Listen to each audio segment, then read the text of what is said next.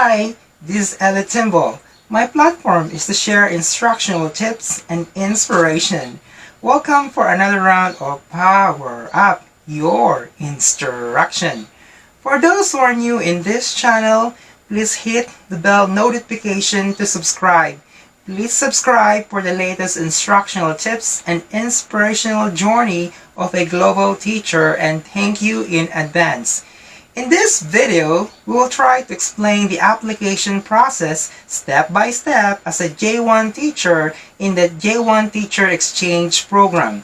The J1 Teacher Exchange Visitor Program is a U.S. Department of State program that gives foreign teachers the opportunity to teach in the U.S. The purpose of the Teachers Exchange Visitor Program is to promote and enhance the exchange of skills and knowledge in education.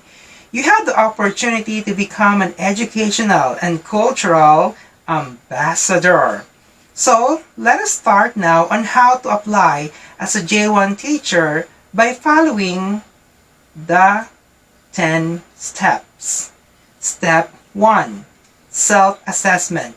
Be sure you begin your application by checking your eligibility to participate in the J1 Teacher Exchange Program.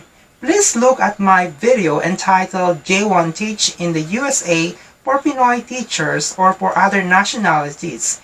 Check your eligibility on the description page below. You need to meet the qualifications to start your application. Step number 2. Choose a sponsoring agency and apply in their web page for a pre-registration. They will pre-evaluate your eligibility to participate in the program. The following are the sponsoring agencies that have no placement fees. They charge nothing in the program costs. You will shoulder only personal expenses. The following are the sponsors you can apply to. We have PACES, we have EPI, we have Global Teaching Partners, we have PPG Cultural, we have ITES Online, we have Participate Learning. So please look for the description page below for the link of the different sponsoring agencies. I heard that the Participate Learning does not entertain applicants from the Philippines. So maybe some other nationalities they will entertain. So please watch on that, okay? Now step number 3. In-house sponsoring agency interview. So once you applied in their pre-registration page, they will set up an appointment by Zoom or in any platform for an in-house interview. The purpose of the interview is to further verify your eligibility to participate in the program. Step number 4. Submission of documents for evaluation. After they establish your eligibility, they will contact you to submit important documents. In this stage also, they will request you to start applying for credentials evaluation. Step number 5.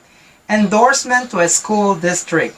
They will match your credentials to a school district that matches your qualifications. Step number 6. Interview from school district. The next step now is the interview in a school district. Be sure to prepare yourself in answering potential questions during the teacher interview. Please look at my video about teacher interview questions and tips. Watch for it. So I will put the description page below, okay? Now step number 7, offer of employment. If you are successful with the interview, they will give you an offer of employment. This is an important document in starting your application for the J1 visa. Step number 8, processing of non-immigrant visa application. You will use the letter of employment with a sponsoring agency so that they will start applying to receive the DS2019 after paying the service fee or the I-901 fee. Step number 9. Interview at the U.S. Consulate Embassy. So after you complete the non-immigrant online visa application, pay the visa application processing fee, and schedule an interview, you will now be interviewed by a consular office for the issuance of the J1 visa stamp in your passport. Be sure to gather all required documents and attend an interview in the U.S. Embassy or Consulate. To pass the J1 interview, watch my video on tips for a successful J1 teacher visa interview. And step number 10, pre-departure orientation seminar as well as post-departure orientation. So let's start with the pre-departure orientation seminar. If you are in the Philippines, for example, Filipinos leaving the country should participate in the J1 Teacher Exchange Visitor Program, which are required you to register with the Commission on Filipino Overseas to attend the Pre-Departure Orientation Seminar or the PIDOS. So check with your country if you have this. And another one is the Arrival to U.S. Post-Arrival Orientation Seminar. So during this stage, you are already in the U.S. The sponsoring agency will assist you with your accommodations, transportation, banking and social security number applications, and the like. So those are the 10 steps. So I am encouraging everybody to please comment below and share your experiences when it comes to the application phase that you have been through. And thank you. So don't forget to like and hit the subscribe button on this channel, Power Up Your Instruction.